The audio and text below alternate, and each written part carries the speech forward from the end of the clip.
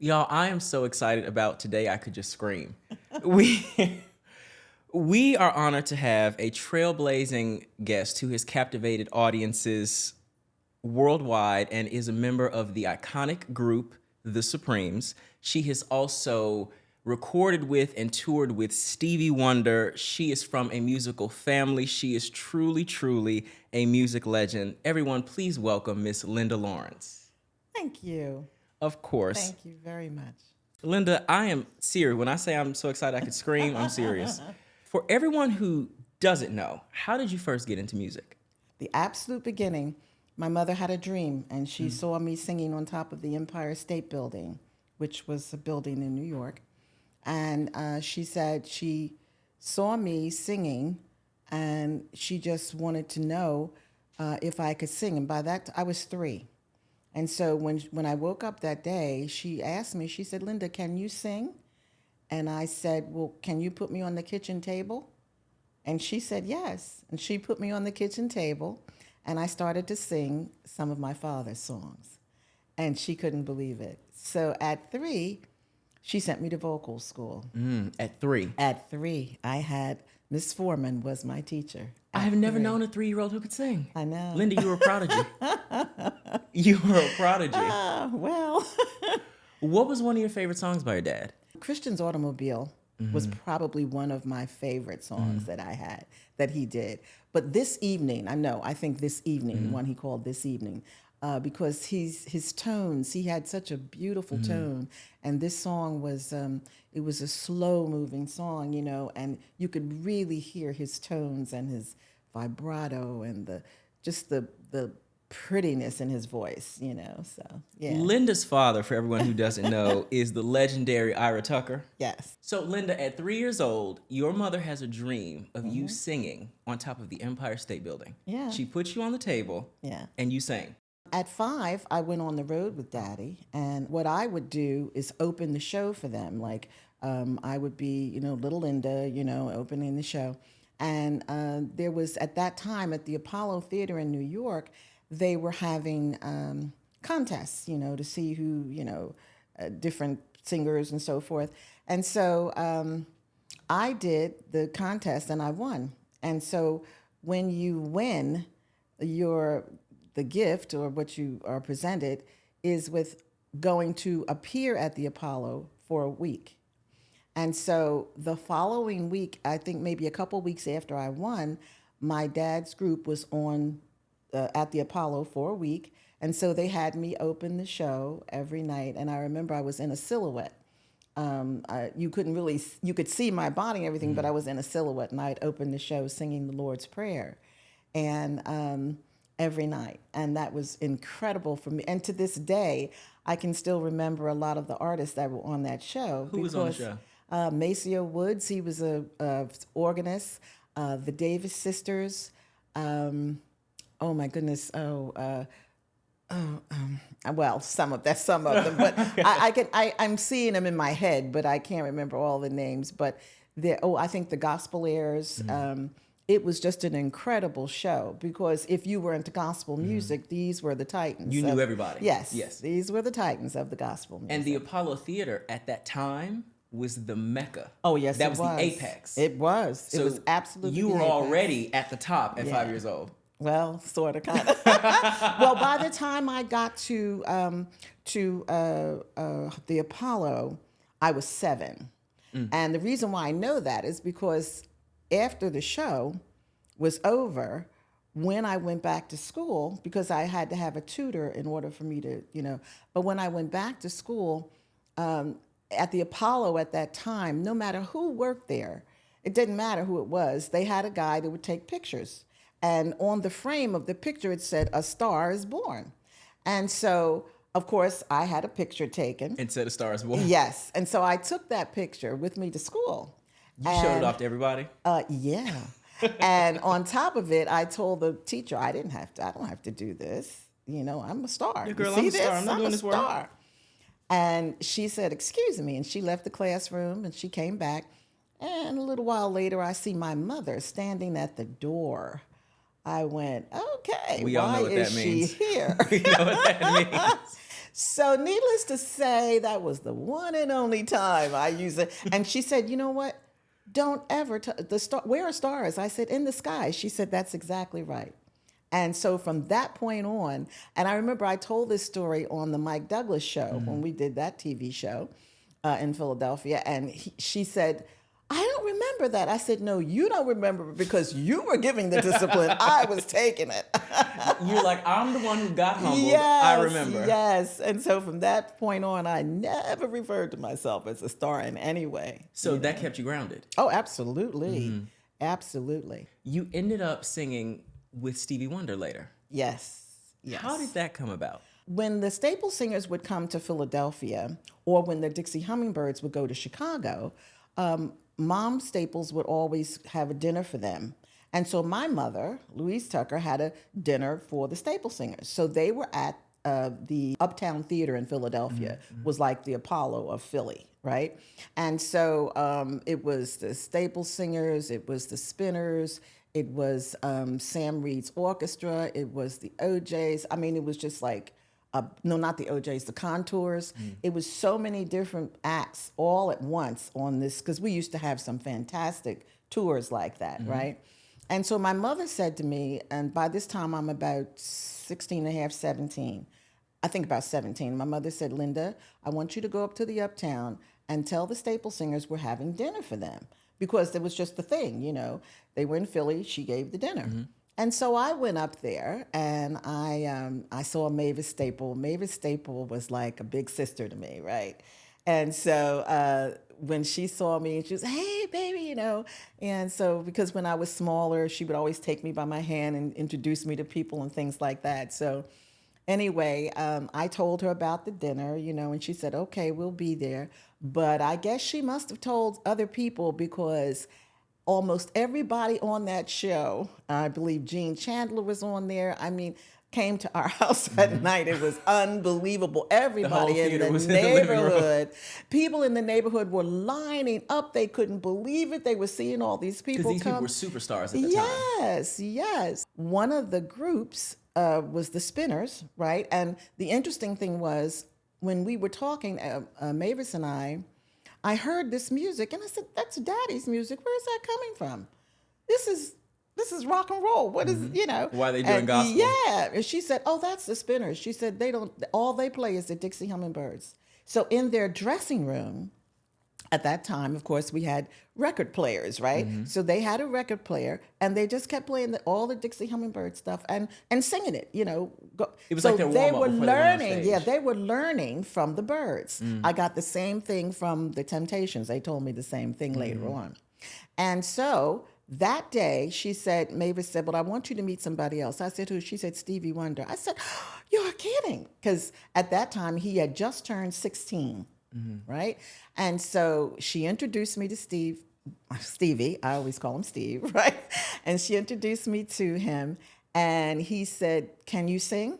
And I said, yes, because he knew my dad's music. And he said, all right, when you come to Detroit, look me up. I said, okay. So I was 17, he was 16. And when I turned 18, I went to Detroit. And you didn't forget what he said. I didn't. And I didn't know who to contact at the time, but I believe it was Hamilton Bohannon, who was a drummer and had his own group and everything. And I was telling him what Stevie said and everything. And he said, oh, well, I can get you to go to the studio. And I said, really? He said, yeah, Motown. So that's how that went. And I went This was the actual Motown studio building. Oh, yeah. So that day, he had heard that Stevie was going to go in and do some recording because they always knew who was coming in, you know. And so I went and he said, oh, yeah, Tucker's daughter. I said, yeah. He said, okay, I got a song I want you to do some background on. I said, now? He said, right now. I said, okay. So I go tell in. Stevie Wonder no. Are you kidding? So I go in and it's Steve and it's backup singer was, let me see. Oh, well, it was Sarita Wright. And, what is her name? She lives in Australia now. I'll call her name in a minute. But anyway, it was the two of them already there. And he introduced me to them. And we go in and he played the song down. And I was like, to myself, what? This is a hit. The second I heard it, right?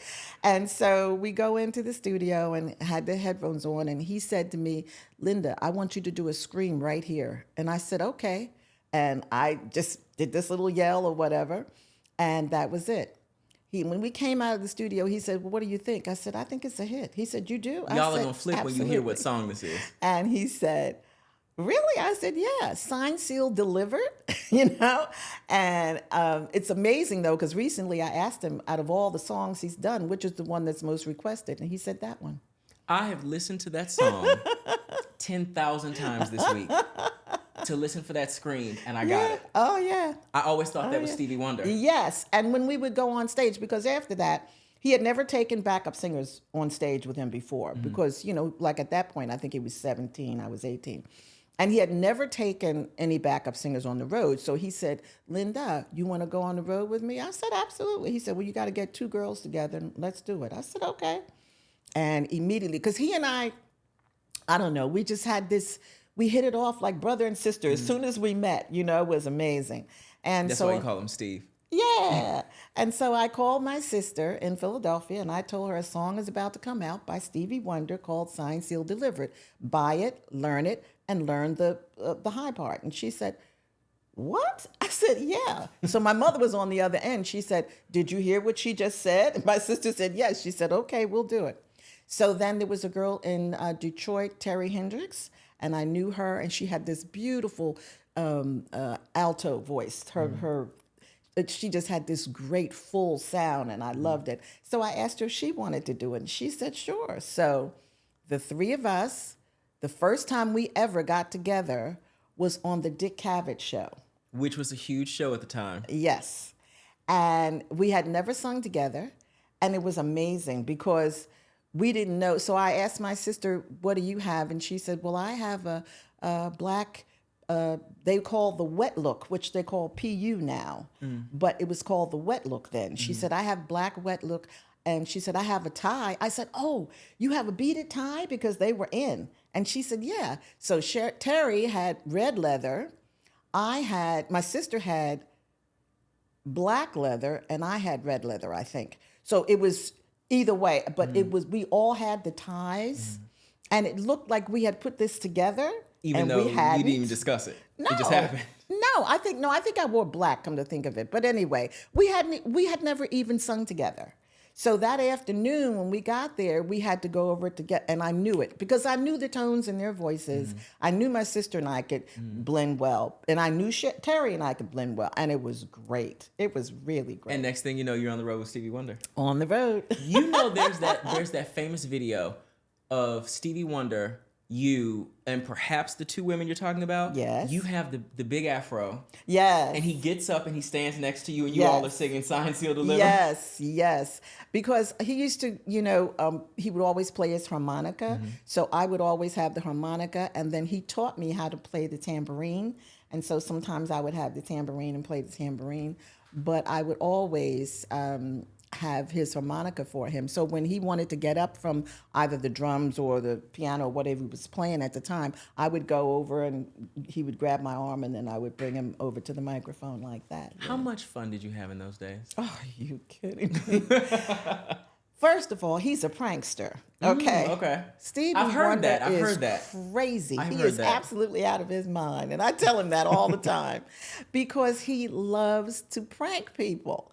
And so he used to do, because what we would do, this was the first time he ever had anybody on the road with him, the girls, right? So he didn't know what to do with himself. He would have our room adjoined to his so that we could make sure his clothes were laid out and he had, whatever food he wanted, and everything. And so we learned how to function with him, knowing, this is at 12 o'clock, that's at 2 o'clock, and all of that. And, but one time I remember we were in Puerto Rico. And, Steve he was crazy. He just did crazy things. He was by this time, 19 or something, right? And one time we opened the door, somebody was knocking on our door, and we were like, who is that? So we get into the door, and here he is with this huge white hat hanging down like this, all white pantsuit on, and he's going, hey, it's Pretty Rick at the door. I was like, he was playing kidding? a pimp at the door. no, Pretty Rick. I just came to get my girls. I was like, oh, come on. You got to be kidding. We laughed about that. We still laugh about that sometimes. I'm sure you do. I mean, there's stories about Stevie Wonder being a prankster. I'm Oh, sure yeah. you've heard where the girls back in Motown back in the day said that he would run around the hallways and he would pinch everybody. Yeah. Oh, yeah. Steve And is they would nuts. swear he wasn't blind because I they were like, know. wait a second. A couple of times I said, are you sure that you can't see? Things he would do, It was crazy. But we had so much fun. And I think for me, I learned musically. I felt like I was going to school. I mean, you were with a genius. Yes. A true genius. A true genius. And so I took advantage of that. He taught me how to play the tambourine. I'll never forget when we went to Brazil. We went to this club one night, and beautiful orchestra, and they were playing and everything. And so this guy said, we were sitting at the table, and this one guy hollers across the table, and he says, Stevie Wonder, I bet you can't play something we have in Brazil. And so Steve said, what do you mean? And he says, we have instrument here you don't know how to play. Now that was a remember, this was challenge. in the 70s, right? That was a challenge. And so Steve said, really? He said, what is it? He said, it's called the quiga. And so Steve said, Lynda, take me up on the stage. I said, okay. So I took him up on the stage. They handed him a quiga. They told him how to play it. And he stood there about a couple of seconds, and all of a sudden he said, okay, play something. And they started playing, and he went, I mean, it was unbelievable to see that and to stand there. I stood there and I was amazed. The guy had no idea he was dealing with a genius for real. Exactly. I mean, even in the moment where he was playing with it, he was just figuring out Yeah. how does it work, how does this it work? move, and once he figured it out, And all he bets has were off. perfect pitch, and that's the other thing, And so I remember once we were in a dressing room, and he had someone's guitar, and that's when I realized he could play the guitar. I said, Steve, I didn't know you could play the guitar. He said, what do you mean? It was like, what does that even mean? Of course He's like, I can can't play play the guitar. This is like talking. What are you talking about? So I don't put anything past him. I think he can play any instrument he ever put his mind to. That had to be a masterclass, Lynda. It was. In it every was way. An absolute. In fact, it was so much so that when the call came for me to come to Detroit to have a interview for the Supremes, I asked Steve what he thought because I was going to stay with him. Yeah, What'd he that's say? how much I loved working with him because I learned. It was like I was soaking in music from him, in a way that you couldn't have in any other capacity. Right. No one else on earth could have That's could have exactly done right. This man's genius was just, it was there for me, and how can I walk away from that? That's what I was thinking. And at the same time, I thought they were going to have my sister. I thought she was going to be Sundray. I thought she was going to be one of the Supremes because she and Cindy look so much alike. I thought, oh yeah, for sure. They're going to. So, for those of you who might not know, when Florence Ballard was fired from the Supremes in 1967, Cindy Birdsong replaced Florence. Cindy is who your sister looks like. Yes. And you thought they were going to go with your sister. Yes, How did it come absolutely. about that they ended up going with you? Well, we were working at the Carter Barron Theater with Stevie in Washington. And it was, huge outside theater and everything. And one night, Mary and Cindy came to the show. Mary Wilson. Yeah, Mary Wilson and Cindy Birdsong came to the show. And we were like, wow, the Supremes are in the audience. Okay. Well, Literally the biggest group in the world. Yeah, so we were just out of this world. We were so happy about it and everything. But we had no idea that they had come for a specific purpose. And that purpose was to look at Stevie's backup girls. Because Mary was thinking, because she told me later, she was thinking, well, if I have to find another person to replace Cindy, I know, I'm going with who I know has the best backup singers, right? And I said, oh, wow, okay. And then when she saw Sundray and she saw how much they look alike, she was like, wow. So in Stevie's backup group, I was on one end, my sister was on the other.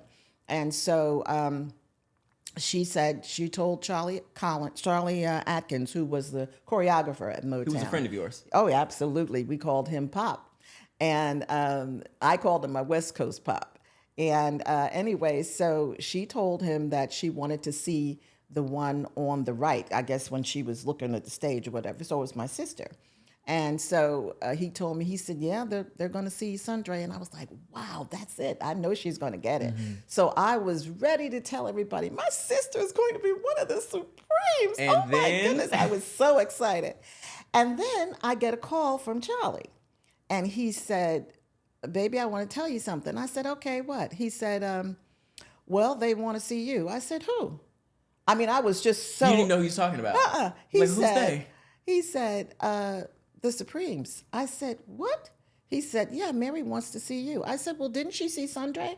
He said, oh, yeah, and they liked her. I said, oh, good. Then, that's it. I don't need to go. He said, no, Mary wants to see you. I said, oh, my goodness. Okay. So then I thought about it, and I said, well, I don't know. I don't think, I would love to be one of the nervous? Supremes. Were you nervous, Lynda? I wasn't really nervous, to be honest. I just wanted to make the right decision. And I needed some input, right? Because I'm telling you, not only did I work with Steve, we were like brother and sister for real. Sometimes we, go at each other and, whatever. But you were young together. Oh, yeah, we were young together. Yeah.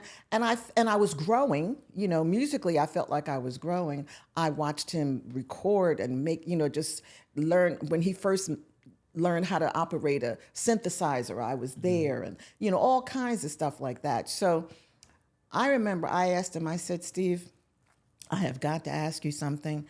And he said, well, what is it? I said, the Supremes looked at Sundre and they liked her. I said, but then they want to see me.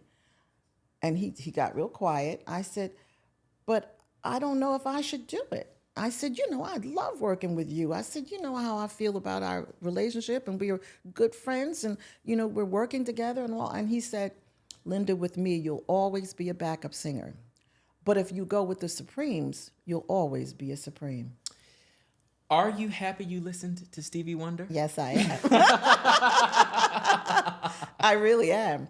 It wasn't easy, though, because when I found out that I got it and my sister didn't, I had to make that call to my mother and my sister. And they were both on the phone.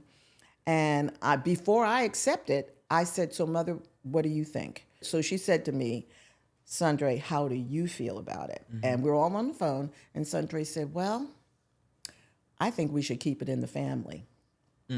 That was her words. And I thought that was so, generous of her. And then where did Sundre go? At that time, where did she go after? When Florence Ballard left the Supremes, Cindy Birdsong replaced her. Right. Sundre, Lynda's sister, replaced Cindy in Patti LaBelle and the Bluebells. Right. When Cindy left the Supremes, Lynda replaced Cindy. When Lynda left the Supremes, Cindy came back to replace Lynda. Yeah.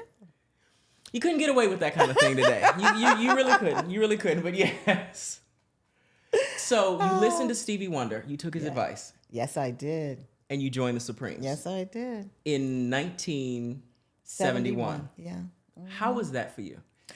I'm saying that because the Supremes at that time, the only other group on the planet whose name was bigger than the Supremes was the Beatles. That's right.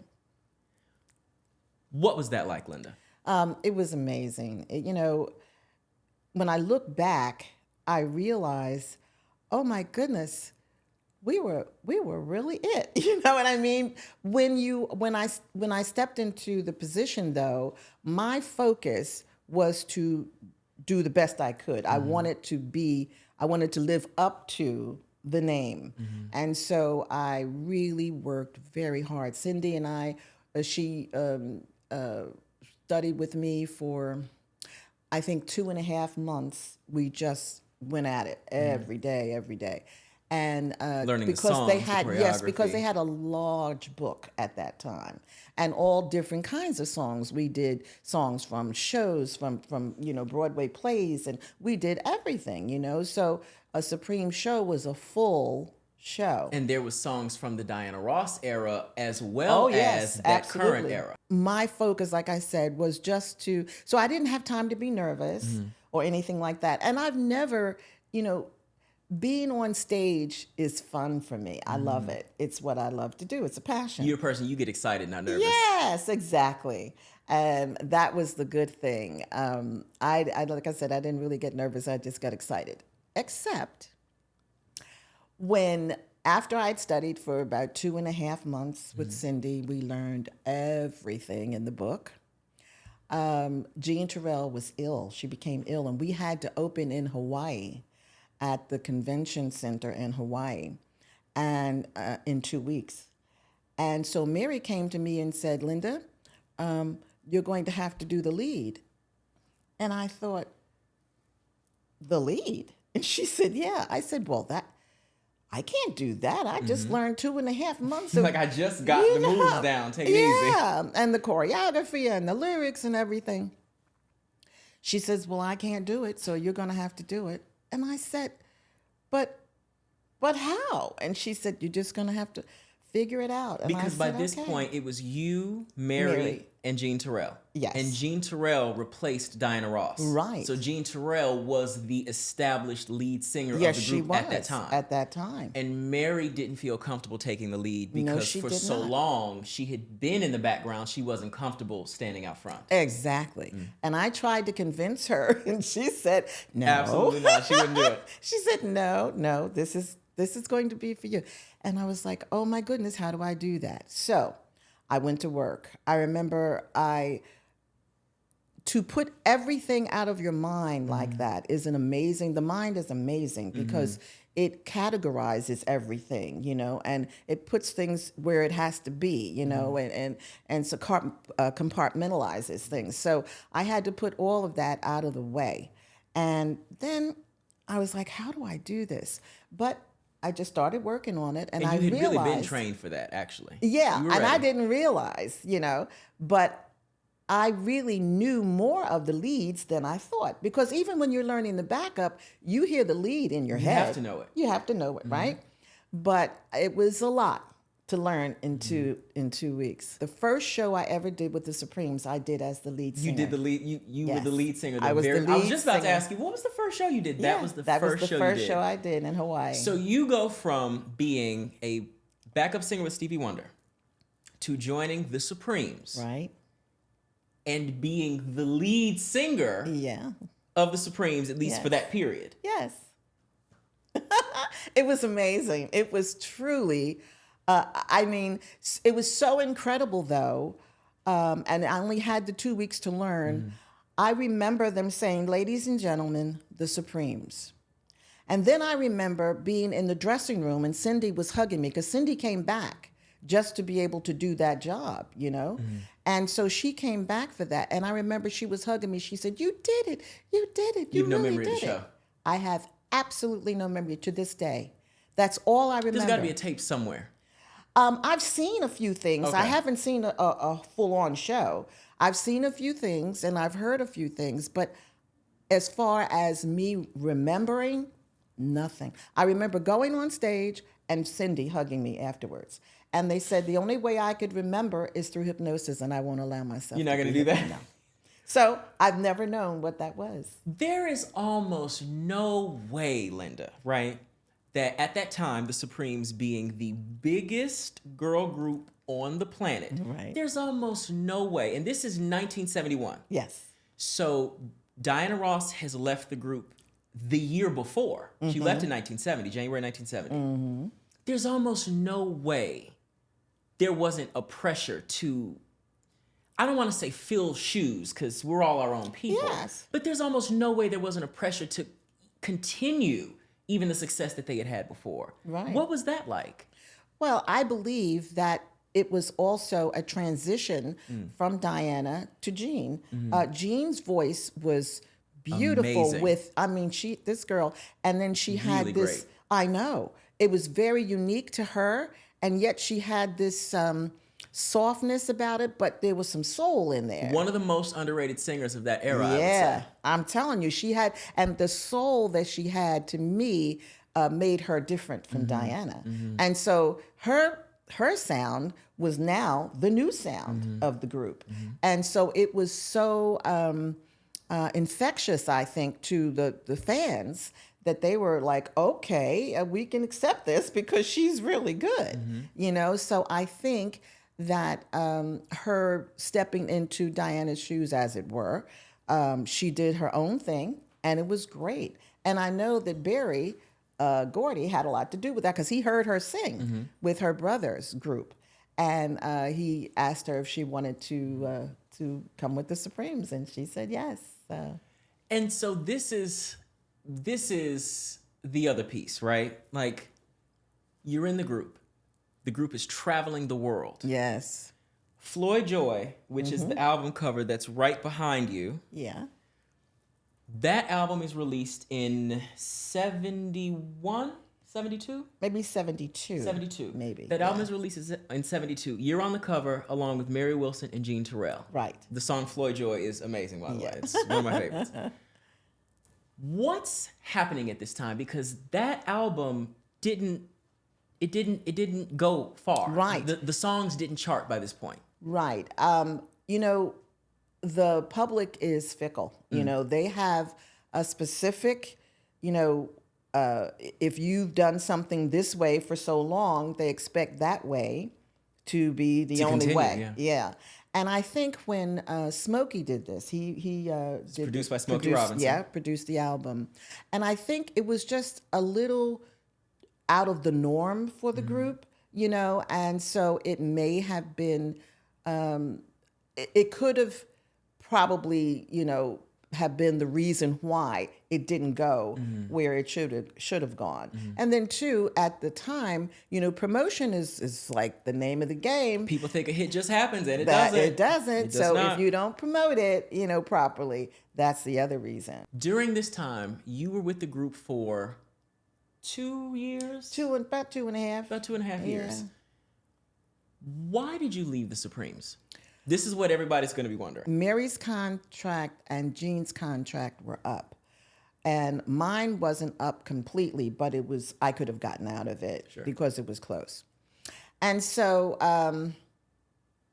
Jean and I, because Motown wasn't giving us the proper They were promotion, not supporting the group. We weren't getting support we needed. And so Jean and I said, well, let's leave. Let's go to another label. And, Mary would not do it. Because she felt like that was home. This was home for her. home for her. And she just couldn't do it. So because she didn't do it, now I didn't know that Jean was planning on leaving. And she didn't know I was planning on leaving. And I didn't really want to leave.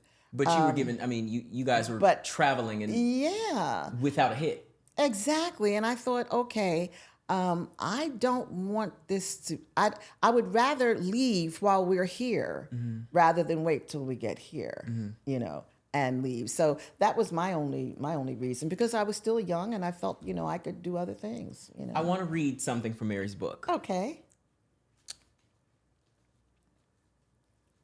So, by the way, this book, well, this is 2 books. That's why it looks like a textbook, because it's actually 2 books put together. It's Dream Girl and Supreme Faith. Dream Girl and Supreme Faith, they're both by Mary Wilson. It is the best-selling musical autobiography of all time. And Really? It is. I didn't know that. It is. Wow. It really is. That's great. So this is, in Mary's words, Jean and Lynda still tried to convince me to leave Motown. The failure of Bad Weather was the last straw.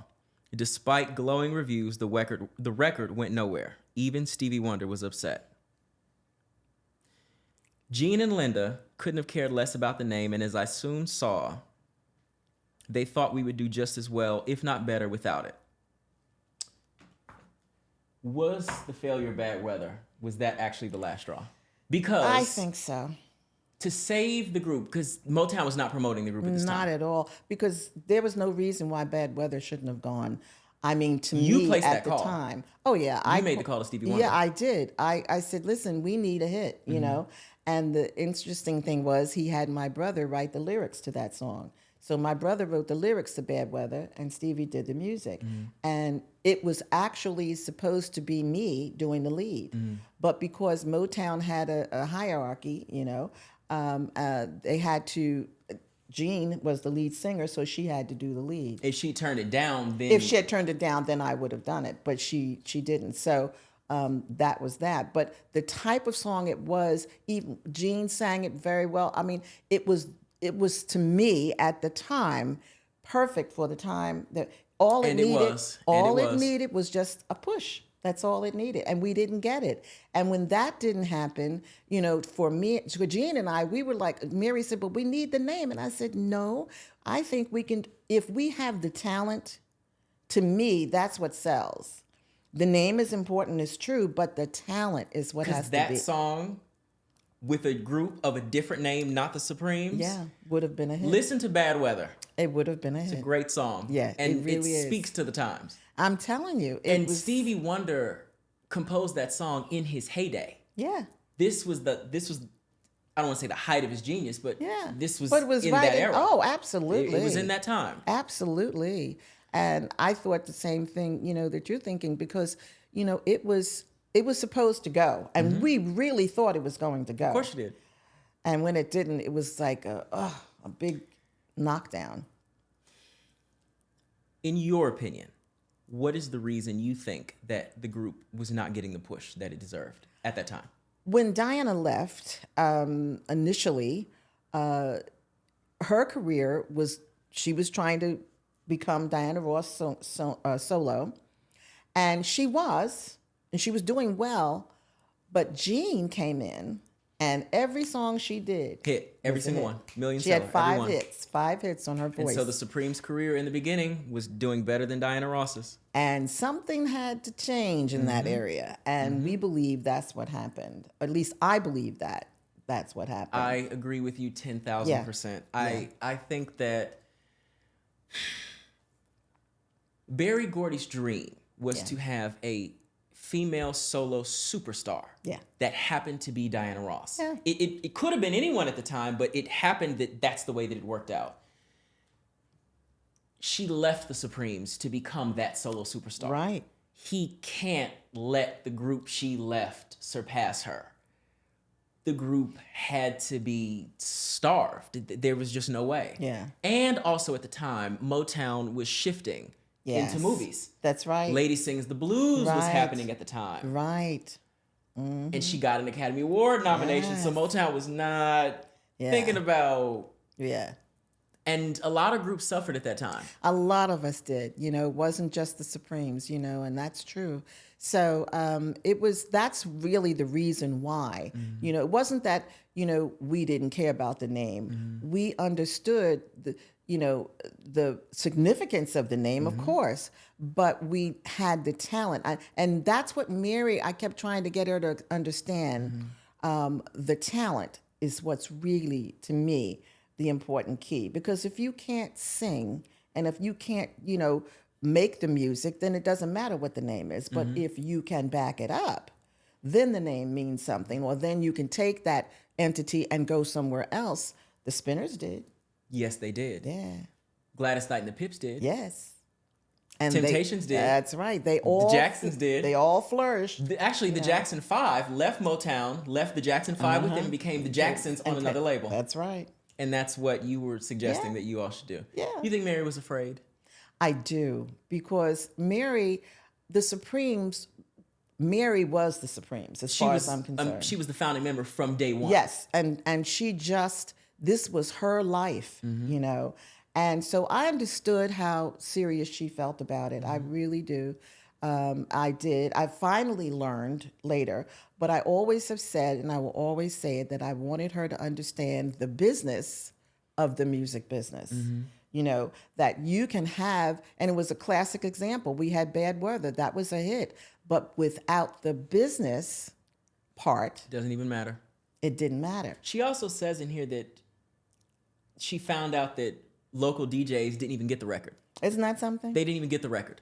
So she called to request the record, and they didn't even have it. Isn't that something? So the record that they had was one that had been released 2 years before, and they ended up having to play that. Terrible. It's one of those situations where you all were in an impossible situation. Yeah, I thought so. And all I could see was it's not going to get any better.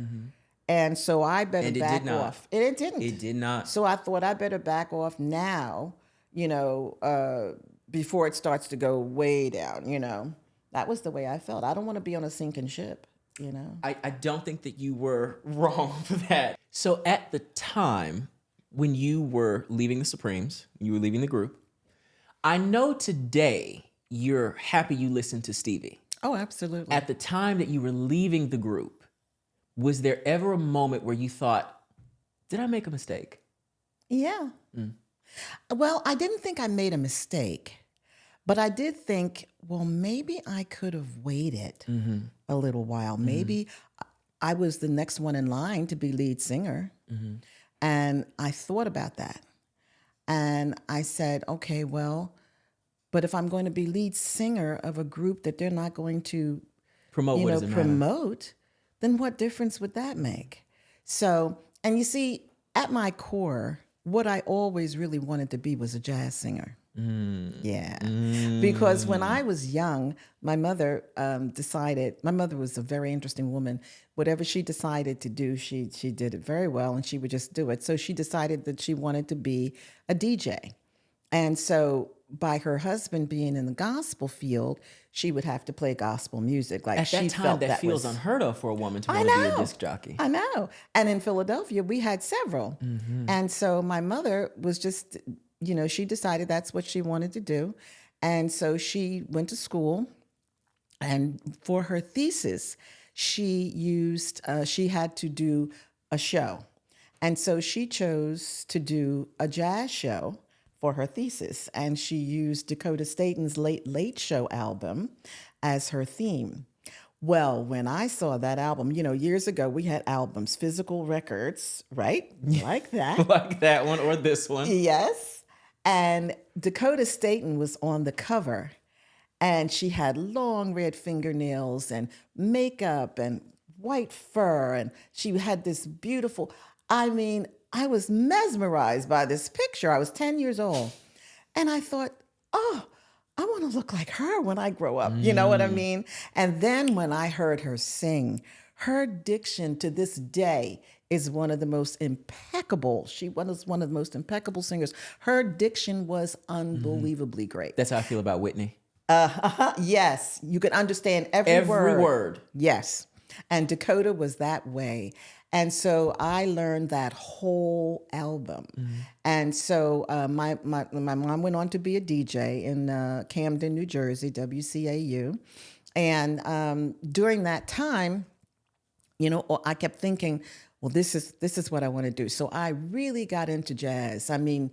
Everybody from John Coltrane. And in Philadelphia, we had so many great jazz artists. Benny Golson just died recently. Philadelphia has produced a plethora of talent. A plethora of talent. They really have. It's every time I meet someone, insane. I'm from Philly. It's like, what? Insane. I said, if we ever do, if you're from Philly party, we would have to have it somewhere huge. Every year at the Hollywood Bowl, half the talent is from Philadelphia. It's unbelievable. It really is. My sister and I talk about it all the time. It is amazing, all the people that are from.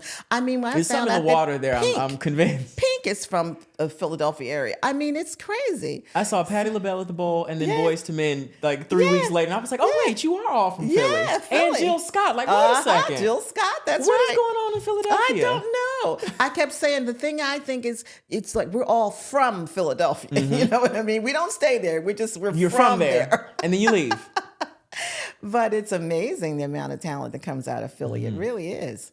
And anyway, now what was I talking about before? Got off into that and forgot. You were saying that you always wanted to be a jazz singer. Oh, yes, of course. And so when it was time for me to make the decision as to whether I was going to stay and be lead for the Supremes, I thought, well, maybe this is the time for me to do what I really want to do. And so that's what I started doing. But as I have always understood the business of the music business. You learned it from some greats. Yes. I decided that I would just work on my own for a while. And so I compiled, one of the things that I learned from Billy Henderson of the Spinners years ago. I was very young, and he said to me, so you're a singer, right? I said, yeah. He said, how many songs do you know? And I said, what do you mean? He said, how many songs do you know? I said, well, I don't know. He said, you should know. He said, songs. If you're a singer, you have to know songs. And from that point on, I started learning. I had a thing where every day I would learn another song. I would rehearse 45 minutes to an hour every day, things like that. So And when it was you say learn a song, you don't just mean learn the lyrics. oh no, you had to learn a song, learn it, love it, live it and so forth. And so I started compiling, at that point, I started compiling all these songs that I did know and that I liked and I wanted to learn. And I would book myself by calling, to whatever club or whatever, and out here in California. And I would call and I would say I was the representative for Lynda Laurence. And they would ask me who I was. And I would say, I'm Cheryl Tucker, because that's my middle and last name. So you weren't lying. No, absolutely You weren't not. lying. And so, and I would change my voice, and the whole thing to be very professional and so forth. And then when I'd get to the gig, I'd say, hi, I'm Lynda Laurence. And they say, oh, yes, we spoke to Cheryl Tucker. You're like, yeah, you sure did. I did that for a long time, and I did jazz shows. At the time, we had what was called a Rolodex. We didn't have the iPhone we had a Rolodex. We wrote the name down and everything, and I had 300 people on my Rolodex, and they would follow me wherever I went. And it was great. I had my own following, and I loved it. And then in 1986, I get a phone call. what happened? I got a phone call from Jean Terrell. And we're just talking, how you doing? Good to hear from you, and so on and so forth. She said, well, Sherry and I and Cindy have gotten back together. I said, oh, you were kidding. She said, no. I said, well, that is great, And so she said, The Supremes. The Supremes. Sherry Payne, reunited. Cindy Birdsong, and Jean Terrell. We hadn't talked about Sherry yet, but Yes. Sherry Payne replaced Jean Terrell when Jean Terrell left the Supremes. Right. And so I thought, and the interesting thing about that is Sherry and Jean lived in the same building, and I lived around the corner. It was amazing. Over on La Brea? I couldn't believe it, but I was like, I live what? over there, actually. Oh my goodness. It was amazing. Franklin and La Brea, right in that area. Jean called and she said, well, we got back together, but Cindy is going to have to leave. And so I'm calling Cindy didn't know what she wanted to do, y'all. ask you if you would like to join Sherry and I. I said, are you replace Cindy again? And she said, yes. I said, okay, well, sounds good to me. I said, let me think about it for a minute, because I did have, 300 people that followed me, and I was like, man, and I was able to really get my jazz chops going and, work and everything. And I thought, well, I could try this. Let's see how this will work. So I said, okay. So when we got back together, when I got with them, we thought that we were going to be together for probably about maybe, I don't know, 2 years, 3 years or whatever. You didn't know that it would go on Oh my to word. present day. We had no idea that it was going to go this long. Again, Yeah. a decision that would prove to be a very, very good one. Yes. You perform with Jean and Sherry for how long? Well, let's see. Jean was with us until, when did Jean leave? I think she left, do we know when Jean left? I think she left in the 90s, probably maybe the mid 90s, because at that point I got my sister. There's come in the group. a video, you, Sherry, and Jean performing Stoned Love. Uh-huh. You have the big blonde hair. Y'all have on these silver dresses. Oh, yes. It's the best rendition. Sherry does the opening and then Yes. Jean finishes. Yes. It's the best rendition of Stoned Love. Yes. Period. Thank you. Period. Thank you. Even from when it first came out. Oh, thank you very much. December 1992, she left. Uh-huh. And your sister replaced her. Yes, she sure did. And then in 2000, Yeah. In 2000, Because you had been performing. Yes. And because by the way, it's former all Ladies along. of the Supremes. Yes. At that time, we were using former Ladies of the Supremes because we could not use any other title. That was the only reason why we did that. And so in order to do that, but we didn't think, like I said, that it was going to last that long. And it did, so we just kept going. And then in 2000, I had just put on a facial and I was sitting at my desk. And the phone rang and I answered and I said, hello. And someone said, hi, is Lynda Laurence there? And I said, yes, this is Lynda. Hi, this is Diana Ross. And I'd like to talk. I said, okay, now who really is You this? thought it was one of those crank calls? Yeah, I thought it was one of the fans, And I said, okay, who really is this? And she said, it's Diana. And I said, no, I mean, seriously. Who is this? And I had this facial on so that I could only do so much, like right? This. Yeah. Who is this? And she said, it's Diana Ross. And when she said it like that, I said, oh my goodness. Okay, thank you very much. I said, this is Lynda. And I said, I'm sorry. I thought you were one of the fans making a joke. And she started laughing. And she said, well, we're going to go on a tour and we're just looking for those, someone who would like to go on the tour. She said, I've already spoken with Sherry and she said she'd go. Would you like to do the tour? I said, oh, okay. Yeah, I would. I think so. And so for those of you who are new to this world, this tour was called the Return to Love Tour. It happened in year 2000. Originally, and it might have even been incorrectly billed as a Supremes reunion tour. Right. It was really a Diana Ross tour, and they were going to have a Supremes segment. Right. But because it was billed as a Supremes reunion tour, the fans, the public at large, expected Diana Ross, Mary Wilson, Cindy Birdsong. Right.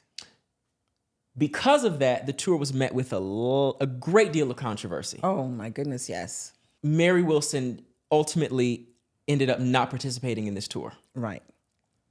Whatever business happened between her and Diana Ross, she ended up not participating in this tour. Right.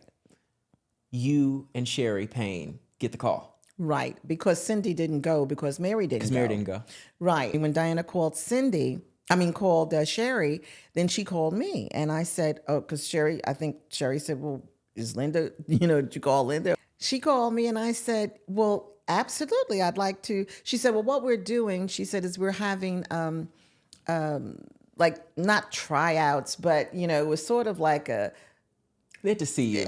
Yeah, she just wanted to see us. It was kind of an audition, but not quite. But anyway, she wanted to see us. And so what she did is she had myself, she had Sherry, she had Susie, and I think it was someone else, but I don't know who it was. Anyway, so because there was no point in asking Jean, because Jean was never in that position in the group. She was always lead. Right. And so anyway, she chose Sherry and I, and we did it.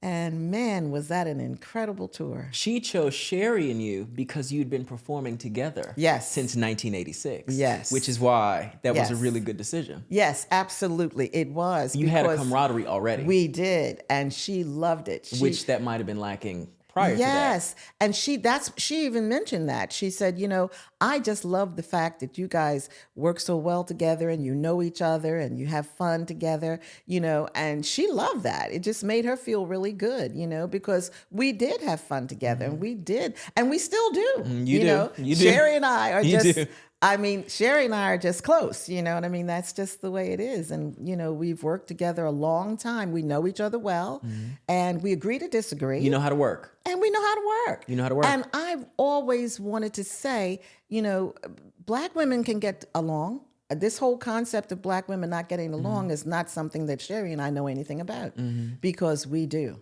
And it's wonderful. I also think that undeservedly, Diana Ross gets a lot of flack. Absolutely. Undeservedly. I think that most people who are looking at this probably think that, she did crazy, evil things. And it's like, y'all. Not at all. Diana Ross, Mary Wilson, Florence Ballard were teenagers. Yeah. They were kids. Yeah. Who started singing having no idea that they were going to become superstars. Exactly. And then they did. And it just so happened that one of them, being Diana Ross, was the one, because they all sang lead. Yes. Diana Ross, the song she sang on happened to be the ones that charted. Well, the other thing too is Diana had something different than did. Mary and Florence. Diana's voice was unique, and it still At that time, is. we've never heard anything like it. No, she had a very unique sound, and when you have something unique, that's what you want to put, your money behind, as it were. I mean, that's just the what it way it was. is. And so she did have this unique sound, but she was a hard worker too. Diana worked hard to be who she is. She didn't, this wasn't didn't come given through to her, osmosis. contrary to And it what some wasn't- people think. Yeah, no, It it was wasn't not given to given her. to her. No. She worked for it, and and I appreciate that. But because when Sherry and I got together, and even after Jean left, we continued on working, and we have this, Sherry is here and I'm here. I'm the business head, and Sherry's the heart. You know what I mean? That's the way I look at it, And so, that helps us to, keep everything in perspective. But we realize that, it is about the business of the music business, You've got to know how to maneuver, in this business to stay afloat. So it's 2000. You and Sherry go on this tour. Yeah. How much fun was that tour? It was so much fun that next year is going to be the 25th year since that tour, and we're going to have a wonderful year because we're going to celebrate that tour all year next year. It was really... It was a great show. Oh, It's it was on a YouTube. The show is on fantastic YouTube. It really was a great show. Diana went all out when it came to the gowns. Those mirror gowns that you all walk down the stairs in. Yes, I remember, everything you do in your life, you want to hear your parents say how much they... When my mother and father were there that first night and they saw it, we started in Philadelphia. They were there opening night. They were there. And when we stood at the top of the stairs, my mother said her breath, it was like it took her breath away. She said she had never seen anything like that in her life because the lights hitting off of those mirrors, and each piece of the mirror was different. There weren't two pieces alike. And the whole thing, she said you had to see it You were to like believe it. three crystal balls standing up there reflecting. And she and my dad had tears in their eyes. They were so proud. And there's nothing you want to hear better than that your parents are proud of you, And it certainly... That had to be amazing. Oh, yeah. It was truly... I mean, we had an orchestra, the strings, the whole... Everything that a singer would want in their life, to me. Had you ever sang in front of a live orchestra before that? Oh, yes. With Harry Nilsson. I don't know if you knew that I recorded with Harry Nilsson. Do you know who Harry Nilsson was? Educate us. Okay. Harry Nilsson wrote a song years ago called Without You. Can't Live If Living Is Without You. I think Mariah Carey may have redone it. Yes, she has. Yes. Yes, she has. Well, Harry Nilsson wrote that song. And he did a play called Me and My Arrow. And he wrote some other songs for other artists. Harry called me his co-singer because I was the only person that actually at that point had ever done a duet with him. And we did it in the studio. He was with RCA, and we went in the studio. Wait, was it RCA? I think it was RCA. Anyway, we went in the studio with an orchestra, strings and all. Which doesn't happen today. No. We did Just One Look and Baby I'm Yours as a mashup, as they would call it today. And it was, for me, I mean, just being in the studio with an orchestra like that and looking at the violinists, and it was fantastic. So I did have a chance to do that, prior to the tour. But that was with Harry when we did that. And Harry was probably one of the most known singers around. You know what I mean? Harry was a force to be reckoned with because he wrote a lot of songs for other people. And but he himself was not visual. He didn't like to go on stage and things like that. I think he probably did maybe one time or twice on stage, something like that. But yeah. The promotion for that tour was top tier. Oh, yeah. You all went on Oprah. Yes. You were on The View. Yes. You performed at Rockefeller Center. Yes. Oh, yes. That was the Today Show. Oh, the Today Show. Yes, Twice. yes, yes. And let me set things straight. Okay. So we all had on, Sherry and I had on the green, Diana had on the pink, and we were wearing palette dresses, with the big, And so it was chilly out there, so we had the coats on. But as we performed, we saw Diana take her coat off, and she looked over to me to give me the signal to take the coats off. So as we were taking our coats off, I call Sherry Sheeny. So if I happen to make that, you'll know what that means. That's Sherry. She had her coat she was taking it off, and her zipper had burst. So she had the back of the dress was top open. of the zipper was closed, but all of this was open. And I said, Sheeny, your dress is busted. Put your coat on. You know what I mean? So, and we just kept moving, and she said, okay, and she put her coat on. So Diana was working, and she did like this. Like, why are you still on? in your coats, Yeah. So we explained that to her. But of course, the fans were, Diana didn't want them to take She made them keep their coats on. She wanted to be a diva. Unbelievable. I couldn't believe it. I said, oh my goodness, no. And that's also sort of the point I was making a minute ago, right? Like the stuff with Diana, Mary, and Florence, that was birthed out of childhood. I know. You and Sherry, you all were adults in that. Absolutely. That's a totally different thing. It is. And the thing is, Diana and I had that conversation. We got in the limo one day going somewhere, and so I was asking Sherry for something, and Diana said, you guys are just so good together. You're just so. She said, I love that. And I said, oh, by the way, on this tour, if you need anything, ask Sheeny, because she has everything in that bag. purse. Okay? And Diana thought that was hysterical. And so, it's things like that, that really help you to understand that it was about doing the tour. It wasn't about, and Diana would say to me, she said to me, and I heard a couple things that people said about you. And I said, I said, of course, because I was the business head. So I would say no. And like Diana said, if you were a and black you're not woman, shy. Absolutely not. And if you were a black woman in the business and you said no, well, who are you to say no? They call you difficult. They call you the B word. Yeah. All that. And so I said, she said, I think you and I have. I said, yep, we have that in common. I said, because if I need to say no, I say no. I try to say it in a nice way, but it's still no. So anyway.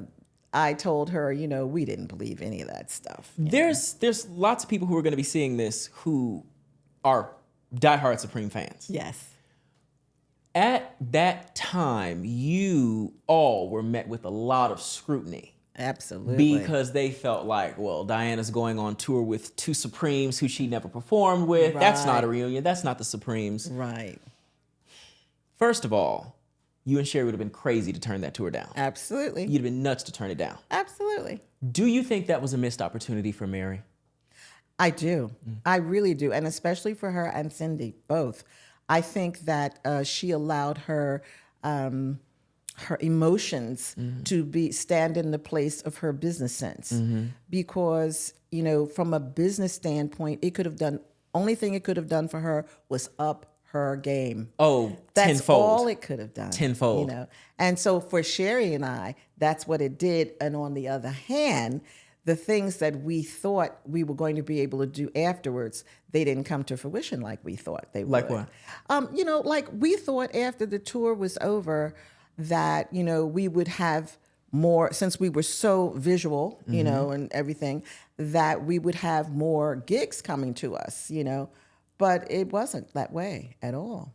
And so it was during that time, I remember when we were just leaving, the tour was just over, and I was thinking during that time, because I had been like the business head for all those years prior, and I thought, all I want to do is perform. I'm tired of the business. So I started thinking of who I knew of the fans that I felt had that not only charisma, but the understanding of who we are, what we're about, and how to have this business acumen to make it work. In comes and that was Eric Iverson. Iverson. Yeah.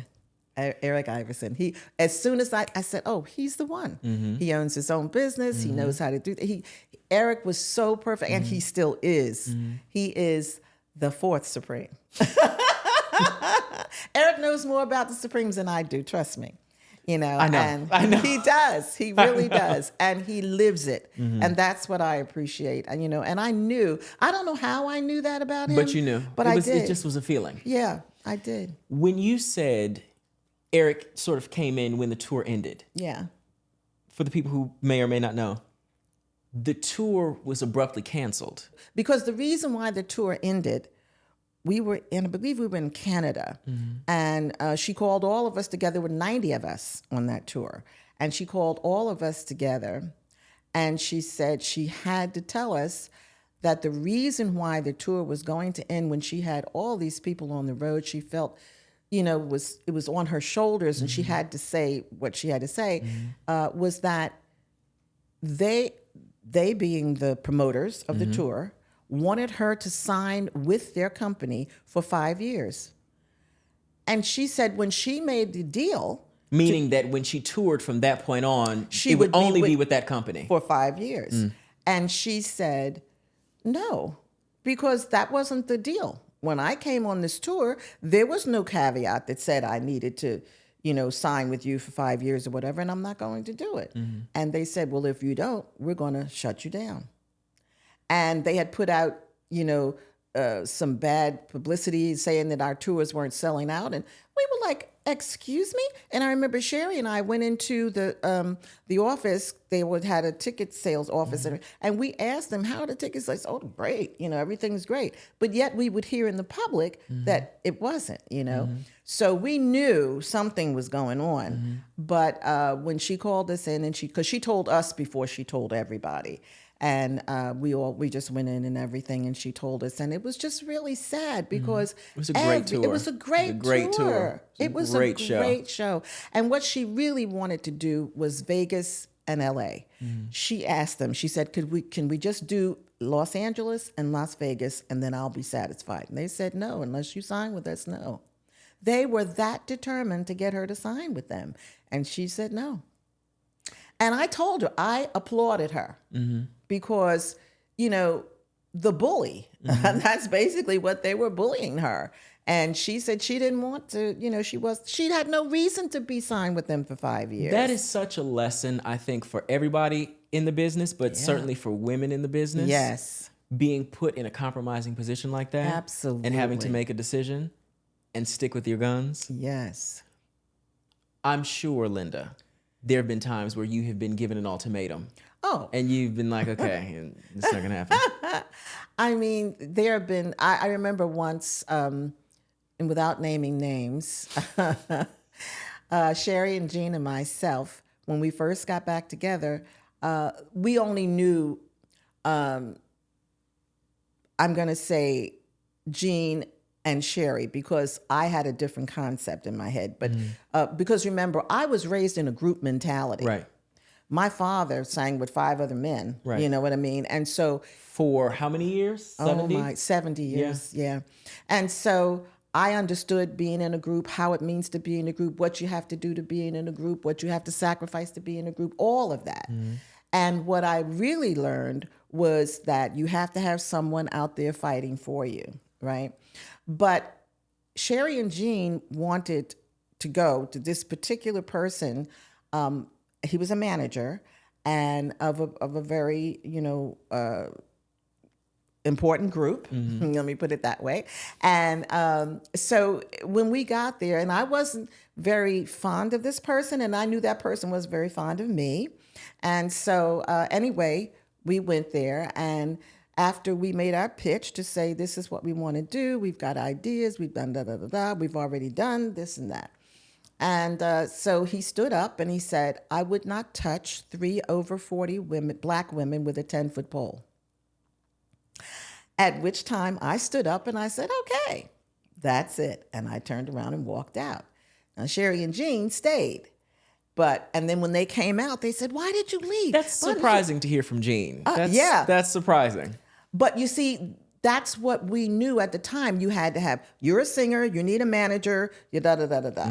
I personally didn't feel like that. My thing is, can you sing? Have you got the talent? Yes. Then we'll find a manager. We'll get all that eventually. But right now, let's take care of ourselves. We can do ourselves.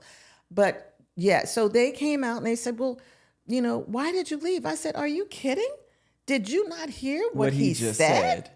I won't take that from a man, okay, from anyone, I didn't need to be insulted. I didn't walk in there to be insulted. So I walked out.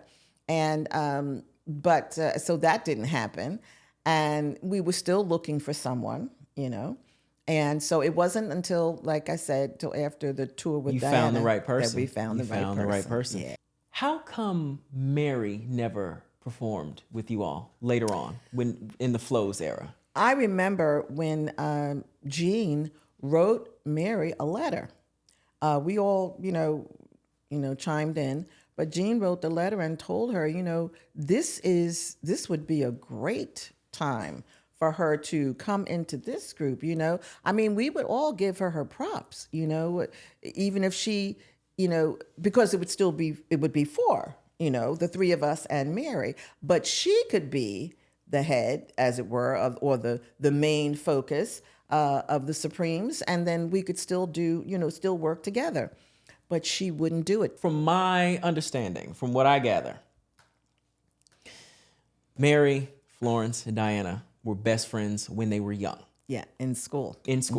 They became stars. Yeah. Shock to all of them. Yes. Diana became the star. Yes. Her dream was to be the star, and that's what she pursued. Yes. In the meantime, not necessarily thinking about Mary, Florence, and not in a bad way, but it's like we got work to do. This is what's going on. I don't think Mary ever got over it. I don't think she ever got over it. Before Mary died, I went to see her in Vegas. And we had a lovely evening. We talked and had dinner and all. And but I never really got a chance to get into that kind of conversation with her that I would have loved to have done, because I wanted to tell her, see, Mary didn't understand that there was no reason for her to stand behind Diana. She should have stood beside her.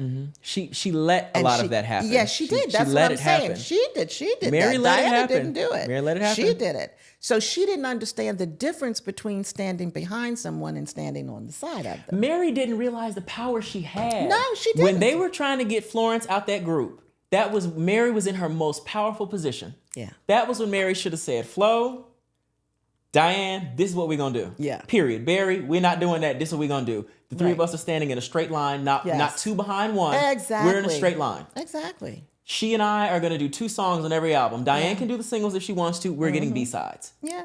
She didn't do that. No, she didn't. If she had, Barry would have done the override trip anyway. Of course. Sure. But she would have at least shown her mettle. You know what I mean?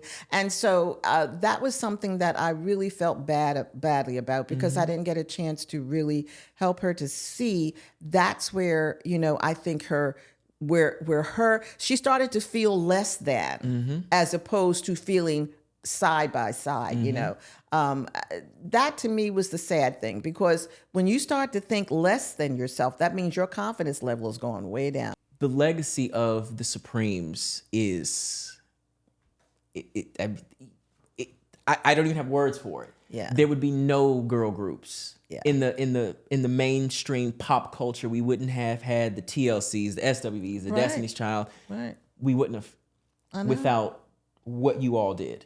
I think so too. I always go back to, when I was young, I remember I would hear the McGuire sisters and the Andrews sisters, but they were never black. But in the gospel world, there was the Davis sisters, Caravans, Clara Ward, lots of black gospel singers, women, and I used to listen to them. Clark sisters later on. The Clark sisters, much later, yeah. But, it became a different thing, because I had to realize, okay, when we were doing our thing as the Supremes, we were literally like putting down a foundation, you know, for others to build on, you know? And people say, well, you weren't one of the originals. And so your point is, you know? I mean, the Temptations have had 20 members. Please, please. So, you know. Exactly. But I always look at, for my example of that, to the Globetrotters. The Harlem Globetrotters are still going as strong as they were before.